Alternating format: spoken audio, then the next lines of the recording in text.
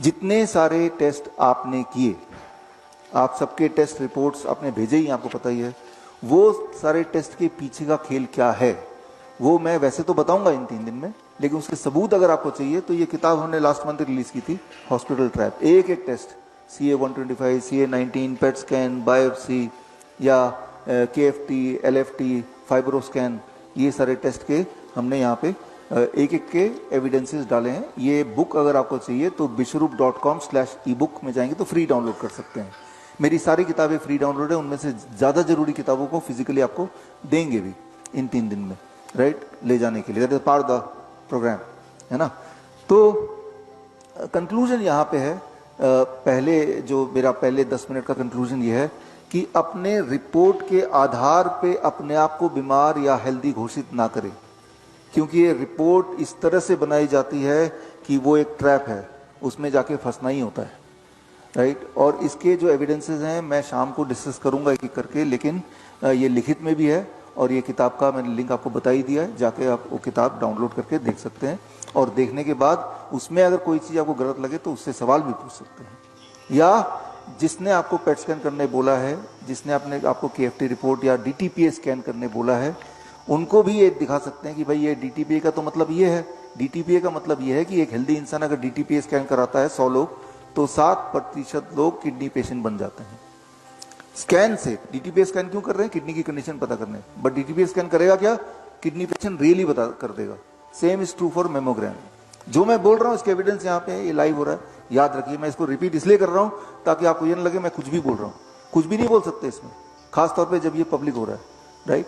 तो हमारे हॉस्पिटल में भी DTPA स्कैन है, राइट। कई बार हमारे जो नए डॉक्टर आते हैं वो रिकमेंड कर देते हैं, तो हम इसीलिए डायरेक्ट मैं पेशेंट से बात करता हूँ, बोलता हूँ कि किसी भी हालत में कोई डॉक्टर बोले, यहाँ का डॉक्टर बोले DTPA स्कैन मत कराना। और क्यों नहीं कराएं, एविडेंस यहाँ देख लो, शाम को मैं डिटेल में बताऊंगा ही, राइट। DTPA स्कैन अगर कोई किडनी पेशेंट कराएगा तो उसका किडनी फर्दर डैमेज हो जाएगी by about on average 50% more, जहां था उससे और ज्यादा damage, because through DTPA scan you are putting a radioactive material inside. और रेडियोएक्टिव मटेरियल क्या कर सकती है तो क्लास 8वीं में आपने पढ़ा है, नहीं तो दोबारा पढ़ लीजिए, है ना। तो कंक्लूजन ये यहाँ पे पहला कंक्लूजन आपका आज का जो पहला कंक्लूजन है, जिसपे चर्चा शाम को भी चलेगी, आपके सवालों के बाद भी चलेगी, लेकिन पहला कंक्लूजन मैं ये बोलना चाह रहा हूँ कि अपने टेस्ट रिपोर्ट को आधार मत बनाइए ये डिसाइड करने के लिए आप ठीक हुए कि नहीं हुए।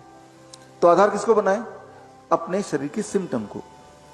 मान लो आपको चेस्ट में पेन है, राइट, तो कैसे पता चलेगा आप ठीक हो गए? जिस दिन वो पेन चला जाएगा।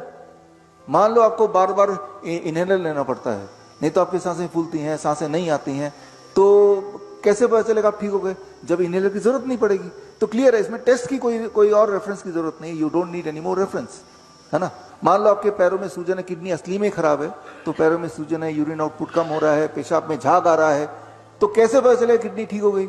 जिस दिन आप देखेंगे पैरों में सूजन नहीं है, यानी कि ठीक हो गई होगी। जिस दिन देखेंगे यूरिन आउटपुट आपका बढ़ गया है, और झाग आना बंद हो गया है, तो इसका मतलब ठीक हो गए होंगे, है ना। तो आधार क्या बनाइए, आपका शरीर भी आपको डायग्नोस्टिकली बता रहा है बार बार कि वो क्या फील कर रहा है, उसको पहचानिए, राइट। और अगर आपके अंदर ऐसी कोई सिम्टम अभी नहीं है तो इसका मतलब आपने यूं ही पे करके यहां भर्ती हो गए, ठीक है ना। अच्छा है हमारे लिए, राइट, कि आपको ऐसा लग रहा है कि आप ऐसे हैं कुछ पेशेंट, राइट, जो पेशेंट हमारे हिसाब से तो नहीं है, लेकिन वो उन्होंने ऐसा सोचा कि वो पेशेंट है तो वो यहाँ पे आए। अच्छी बात है, आपको कुछ एजुकेशन मिल जाएगी, है ना। यहाँ पर भी हम आपको 5 दवाइयाँ देंगे, 3 मुख्य दवाइयाँ देंगे और 2 इमरजेंसी दवाइयाँ देंगे, और जिससे आप ठीक होंगे। 5 दवाइयाँ यहाँ से आपको लेके जानी। दवाइयाँ हमने कल से देना शुरू कर दिया। वो 5 दवाइयाँ क्या क्या है वो मैं आपको बताने जा रहा हूँ, राइट। दवाइयों से पीछे छुड़ाने के लिए, बीमारी से पीछे छुड़ाने के लिए भी आपको 3 मुख्य दवाइयाँ सभी को लेनी है और 2 इमरजेंसी दवाई। इमरजेंसी मतलब जो ज्यादा बीमार है, कोई ऐसा पेशेंट है जिनको भयंकर पेन है, कैंसर के पेशेंट हैं, कोई ऐसा पेशेंट है जिनको बॉडी में भयंकर स्वेलिंग है, यूरिन आउटपुट ही नहीं है या बहुत कम है, तो उनको हम इमरजेंसी दवाई। कोई ऐसा पेशेंट है जिनको बहुत ज़्यादा फीवर है, फीवरिश है, बहुत कमज़ोर है, उनको हम इमरजेंसी दवाई देते हैं, उनके बारे में बात करेंगे। तो जो जो हम आपको देंगे या दे रहे हैं वो उसके वो क्या है, उसके पीछे का साइंस क्या है, वो भी मैं आपको अभी बताने लगा हूँ, राइट। तो अगले 72 आवर में जो दवाइयाँ आपको मिलेंगी उनमें सबसे महत्वपूर्ण दवाई, सबसे महत्वपूर्ण है इसलिए सबसे पहले बता रहा हूं, सबसे पावरफुल दवाई जो हर हाल में सभी को लेना ही लेना है, right, that is time as medicine. ये एक दवाई है जो हमेशा काम करती है, और मैं अपने 100% पेशेंट को बोलता हूं कि भाई कुछ नहीं करो, ये तो कर ही लो, और ये जब करेंगे तो इसी से रिजल्ट मिल जाना है। धीरे धीरे बीपी नीचे आएगा, धीरे धीरे शुगर नीचे आएगा, धीरे धीरे बॉडी की स्वेलिंग चली जाएगी, धीरे धीरे वीकनेस चला जाएगा, ब्रेथलेसनेस धीरे धीरे कम होने लगेगा, पेन धीरे धीरे कम होने लगेगा, नींद बढ़िया होने लगेगी, कॉन्स्टिपेशन छूटने लगेगा, जो मुख्य मुख्य बीमारियों के सिम्टम होते हैं। Time as medicine, right. Time as medicine क्या है, इसे समझने की जरूरत है थोड़ा।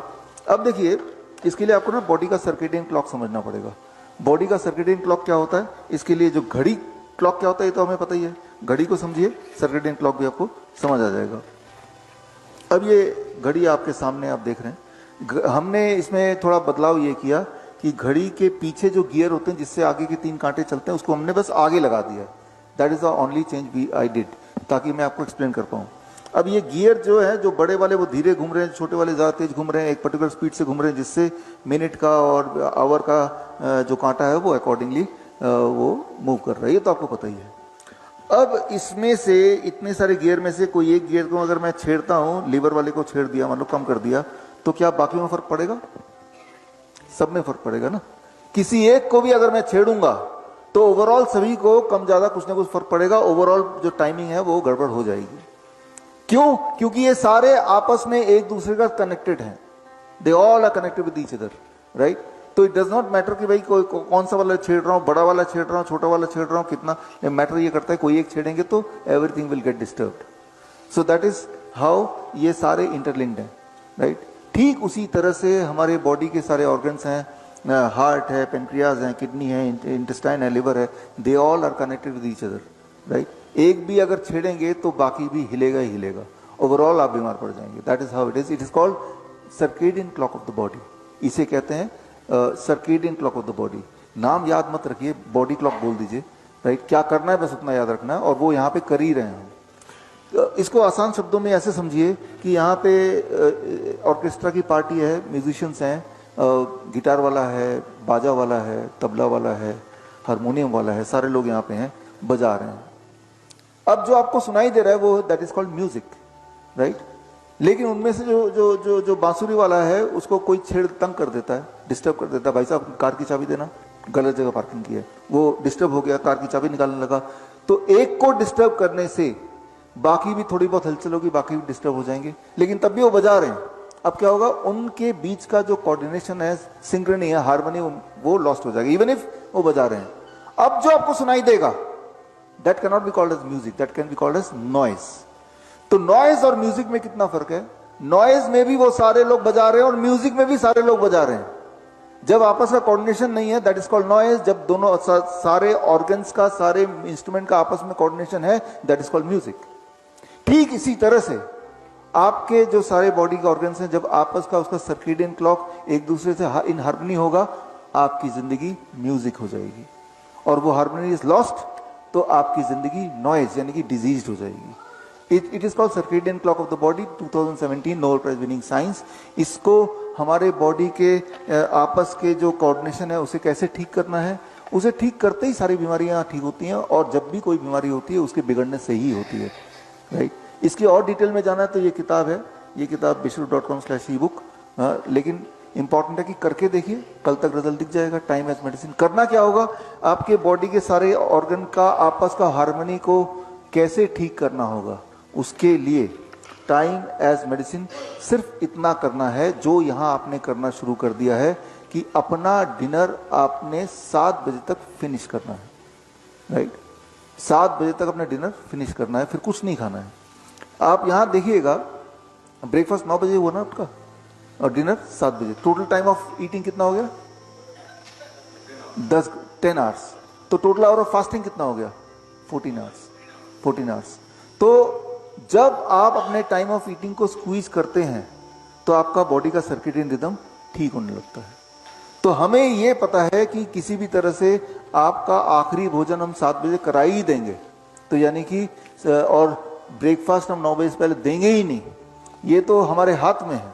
तो हमें पता है कि ये टाइम एज मेडिसिन हो जाएगा, राइट। इससे आपका बॉडी क्लॉक ठीक होने लगेगा और हमें कुछ दिनों में 2-4 दिनों में रिजल्ट दिखने लगेगा। अगर सिर्फ ये इकलौता यही करेंगे तो भी, है ना, तो ये हमें कॉन्फिडेंस है, बिकॉज हम देखते हैं पेशेंट्स को, इसलिए हमारा जो किचन है वो 7 बजे के बाद बंद कर दिया, तो कुछ खाने को मिलेगा नहीं। एक छोटी सी बात से समझिए इसको, चूहे जो होते हैं उन, आपने देखा होगा आधी रात को अगर किचन में कभी जाते हैं पानी वानी पीने के लिए, तब चूहे की कुतरने की आवाज एक्टिव होते हैं चूहे। क्यों? Because they are known as nocturnal animal, they are known as nocturnal animal. वो रात को ही एक्टिव होंगे, रात को ही खाएंगे, रात को ही खाना ढूंढेंगे, दिन में नहीं करेंगे, दिन का आराम करेंगे। भगवान ने उनको ऐसे ही बनाया। अब ये सारा जो कॉन्सेप्ट मैं बता रहा हूं ये कहां से आया? कई एक्सपेरिमेंट में, उनमें से एक एक्सपेरिमेंट बात करते हैं कि चूहे ले लिए गए खूब सारे, 100-50 चूहे एक ग्रुप, 50 चूहे दूसरे ग्रुप। 50 चूहे को जो ग्रुप ए, उनको खाना उसी टाइम दिया गया रात होने के बाद जो उनका नेचुरल टाइम ऑफ ईटिंग है, और ग्रुप बी को खाना दिया गया दिन में जब सूरज उग गया, और अगर कुछ खाना रह जाता शाम तक सूरज ढलने के पहले तक तो वो हटा लिया गया।